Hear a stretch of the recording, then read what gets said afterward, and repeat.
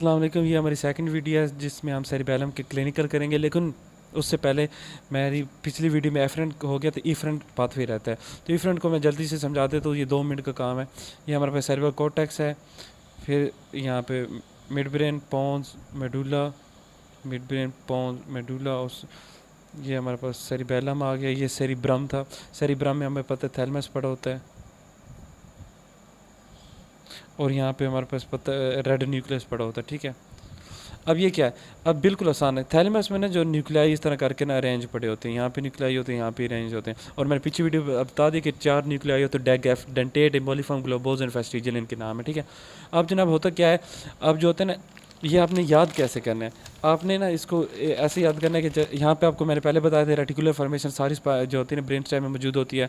ठीक है, और इसके अलावा जो है एक और चीज़ रहेगी हमारे पास, यहाँ पे वेस्टिब्यूलर न्यूक्लियाई, ये वेस्टिब्यूलर न्यूक्लियाई हो गया।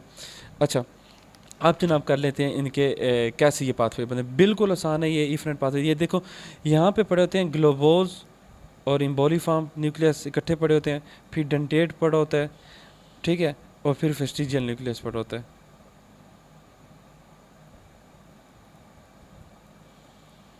इन्हीं की मदद से नाम है। अब पहला पाथवे जो है ईफ्रेंट है। ईफ्रेंट का मतलब है यहाँ से सिग्नल लेके सेरिबैलम से किसी और की तरफ जाएगा। तो ग्लोबोज और इम्बोलिफॉर्म ऐसे ही समझो, यहाँ पे न्यूक्लियस पड़े, यहाँ से जो सिग्नल लेके जाता है हमारे पास रेड न्यूक्लियस था, उसका नाम होना चाहिए था ग्लोबोज इम्बोलिफॉर्म रेड न्यूक्लियस पाथवे। तो रेड न्यूक्लियस की जगह हम कहते हैं रूब्रल पाथवे। तो इसको नाम क्या देते हैं? ग्लोबोज इम्बोलिफॉर्म रूब्रल पाथवे। वो कहाँ से स्टार्ट होता है? ग्लोबोज इम्बोलिफॉर्म से उसका ओरिजिन है, और उसकी जो है डेस्टिनेशन कहाँ पे है? रेड न्यूक्लियस पे है। ठीक है, ये सिंपल से आपने ऐसे ड्रा कर दिया। फिर जो हमारे पास यहाँ पे डेंटेट न्यूक्लियस होता है, वहाँ से सिग्नल लेके जाते हैं थैलेमस तक एक पाथवे, उसको कहते हैं डेंटोथैल्मिक पाथवे। डेंटेट से स्टार्ट हुआ और थैलेमस तक गया तो क्या होगा? डेंटोथैल्मिक पाथवे। इसका नाम क्या होगा? डेंटोथैल्मिक पाथवे। कितना आसान है, बिल्कुल आपने रटन नहीं लिखा। फिर यहाँ पे होता है चौथा न्यूक्लियस, 3 हो गए, चौथा रह गया फेस्टिजियल।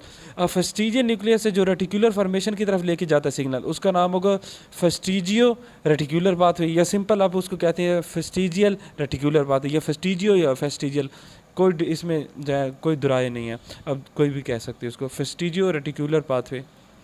अब इसी तरह फेस्टिजियल से एक और पाथवे भी होता है। तो फेस्टिजियल से 2 तरह के पाथवे, एक तो रेटिकुलर के पास गया तो फेस्टिजियो रेटिकुलर पाथवे बन गया। एक फेस्टिजियो से हमारे पास वेस्टिब्यूलर न्यूक्लियस के पास जाएगा, उसको हम क्या कहें? फेस्टिजियो वेस्टिब्यूलर पाथवे। ठीक है, तो ये हमारे पास, इसको मैं आपको यहाँ से रीड करा देता हूँ। ये देखो, पहला हमारे पास आता है ग्लोबोज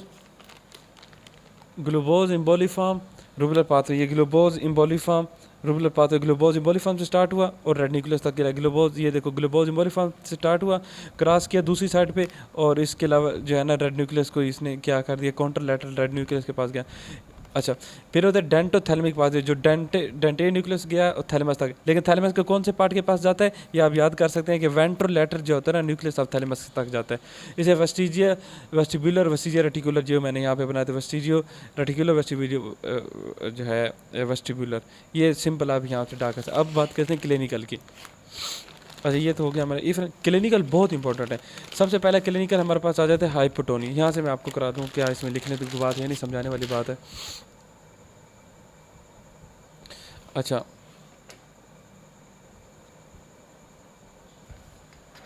ठीक हो गया जनाब। अब बात करते हैं हाइपरटोनिया। हाइपरटोनिया का पता है टोन्स कम हो जाना।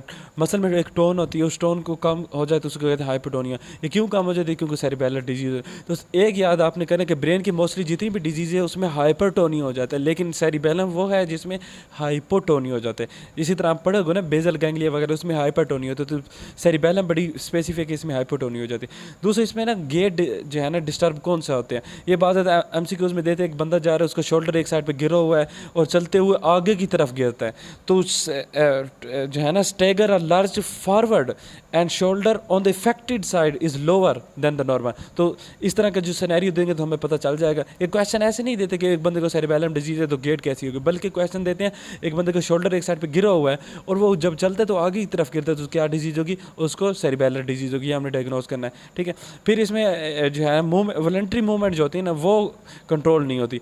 इनवॉलंटरी तो नॉर्मल रहती है, लेकिन वॉलंटरी मूवमेंट कंट्रोल रहती है। अच्छा, जब इसमें इस बंदे में ट्रेमर्स होते हैं, ये आपने याद रखना है। जो सेरिबेलर डिजीज में भी ट्रेमर्स होते हैं, पार्किंसंस में भी ट्रेमर होते हैं, लेकिन डिफरेंस इसमें क्या है कि पार्किंसंस में रेस्टिंग ट्रेमर होते हैं, बंदा ऐसे बैठा है उसका रेस्टिंग ट्रेमर हो रहे हैं, वो कोई काम नहीं करना। लेकिन सेरिबेलर डिजीज़ में क्या होता है, बंदे का हाथ नॉर्मल है, जब वो मेरे हाथ ये पड़ा है तो उसके ट्रेमर्स नहीं हो रहे, जैसे मैं इसको पेंसिल को उठाने लगूंगा तो वो वॉलंटरी ट्रेमर या इंटेंशनल ट्रेमर होते हैं सेरिबेलर डिजीज़ में। जब मैं कोई काम करता हूँ तब ट्रेमर्स होते हैं। डिसडाइडोकार्डियम वेरी इंपॉर्टेंट, इसकी डेफिनेशन आती है क्या होता है।